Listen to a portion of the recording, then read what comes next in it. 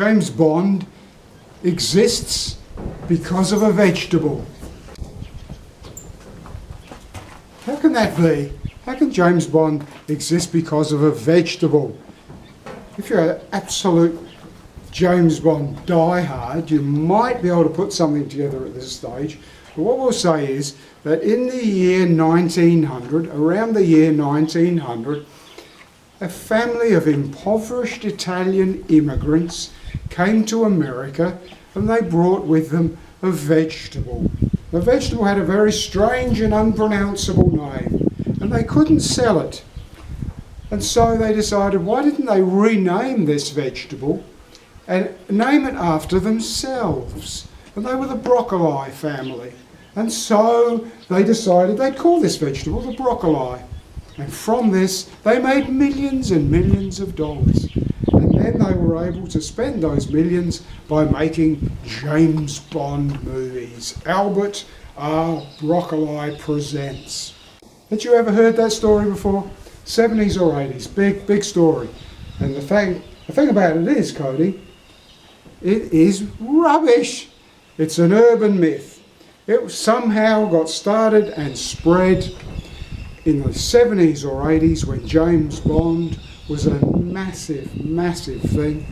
Everyone, what can I say, it was massive. And that story got spread. But of course, it was an urban myth. What is the truth? Albert R. Broccoli's family, yes, they came from Calabria, where all the mafia come from in Italy, in Sicily. But anyway, a lot of the crime people that came to America originated in this part of Italy, and the Broccoli family was part of that. But Albert's parents were not criminals, they were good people, and they established themselves as hard workers in New York, Queens, New York. Albert himself was born in 1909 to parents that weren't that wealthy and certainly did not bring broccoli to America. Broccoli had existed as broccoli for hundreds of years beforehand. The family decides that they're going to move to a farm on Long Island in New York, and when they do this, another family, direct relations, move with them and become neighbours.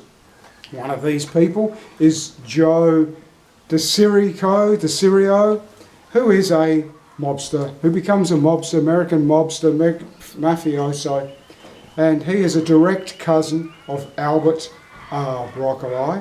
And early on, while they're still in New York, while he's still a kid, he gets given a nickname that is a Jewish cartoon character, which is anglicised and accepted by Albert as Cubby, C-U-B-B-Y. That's his nickname for the rest of his life, and he's quite happy with it. So not very much later, the farm doesn't seem to work, so they move to Florida. The whole family moves to Florida. When they move to Florida, it's not really known exactly what they do to make a crust, but Albert's father dies, and so still as a child, he goes back to live with his grandmother in New York. He then lives with her and takes on menial jobs, including being a casket maker for a funeral parlour.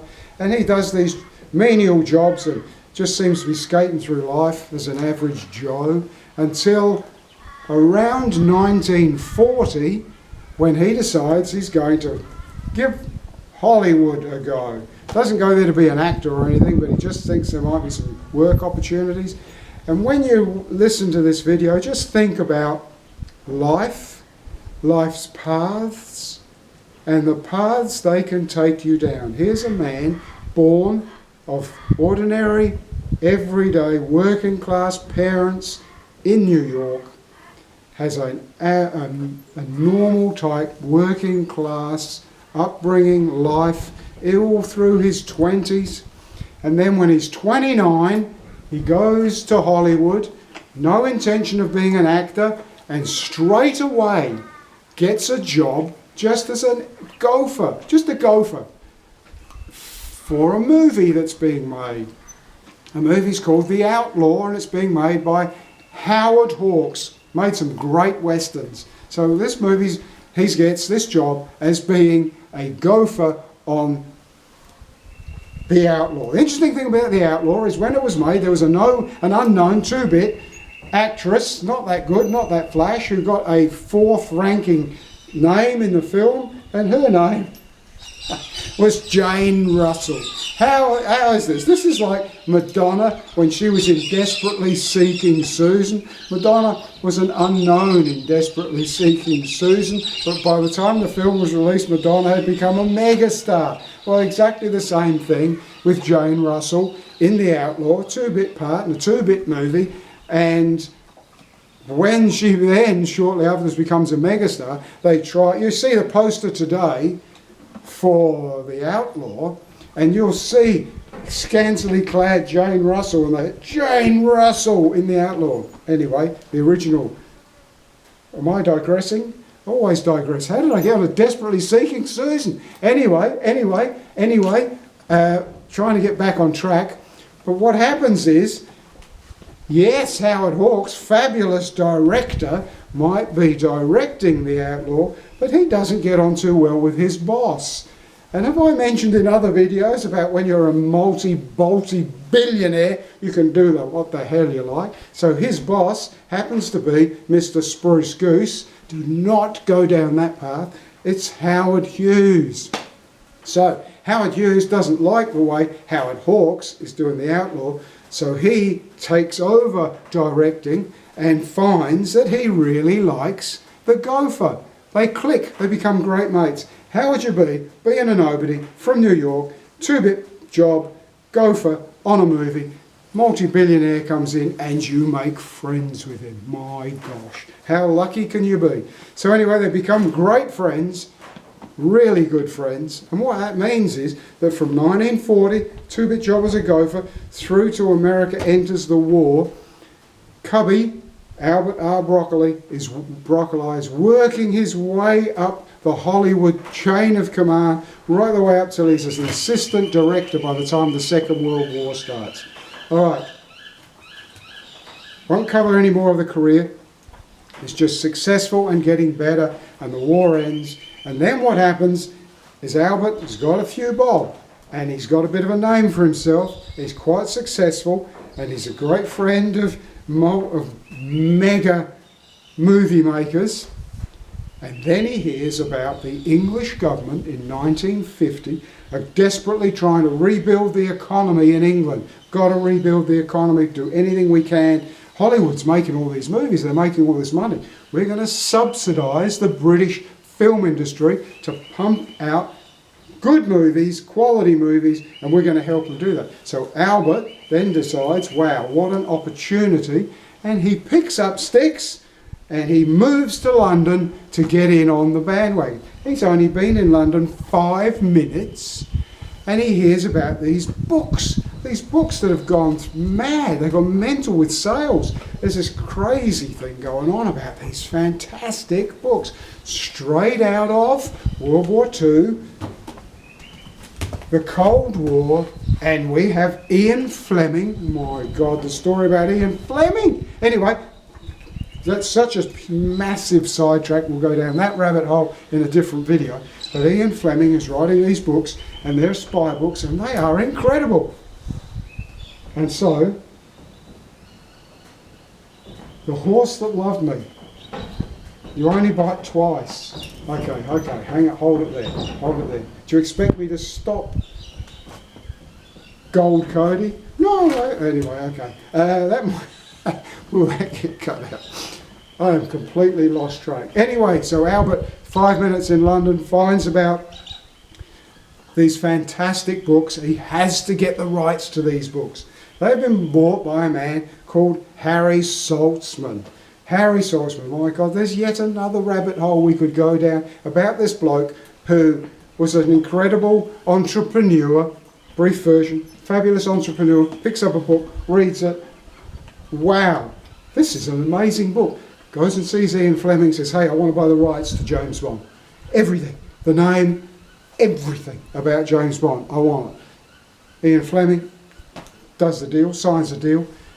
Albert comes along, a bit too late for that.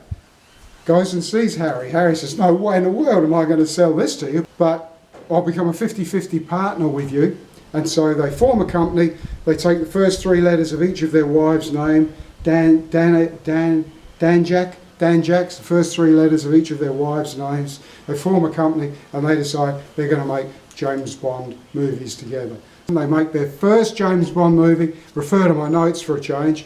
So the first one's Dr. No. For $1 million US, it recoups 60 million. Then they go on 1 year later to make From Russia with Love. That cost 2 million and it recouped 80 million.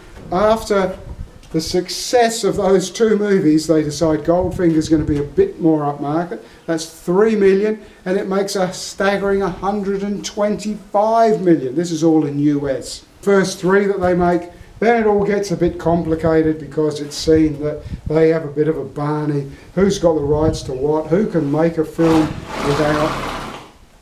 So I've talked about the different paths in life and the amazing path really that led Albert to California to start with, then to London, then to Harry Saltzman, then to the James Bond movies. But the last one I'll leave you with is the James Bond movie You Only Live Twice. Is the word irony here? How ironic. Albert R. Broccoli goes to Japan to cite filming locations for You Only Live Twice. It's 1966 and he is booked on flight 911. BOAC, British Overseas Air Corporation, no longer exists, British Airways today. The flight is a Boeing 707 4-engine pressurised jetliner. He's booked on that flight 911 and the very day that he is supposed to get on that plane, he gets invited to go and see a traditional ninja display. He decides he can't miss it because it might be important for filming. So at the last minute he cancels his flight. 1966. BOAC flight 911 takes off from Tokyo Airport and very shortly afterwards it hits massive clear air turbulence near Mount Fuji. It's been described as a tsunami of cold air came over Mount Fuji and tore the tail fin off that aircraft. The violence was so bad that the 707 has 4 jets on pods under the wings. The violence was so bad that those 4 engines were torn off the wings.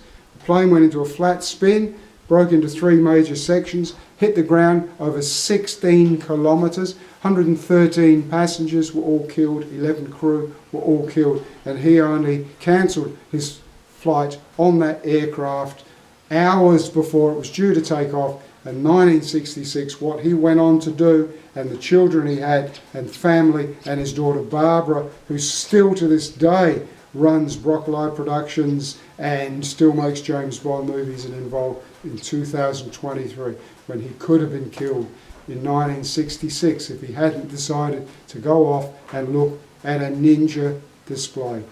The last thing we'll leave you with, if you're still this far, is that in November of 1964, my parents and I climbed aboard a Boeing 707 to come to Australia. 64, that crash was in 66, same type of aircraft. Are you still with me? You're a champion if you are. More James Bond? Maybe, maybe not. I don't know, there's so many rabbit holes, but I just thought that story's a bit more unusual. So, till we meet again, cheers.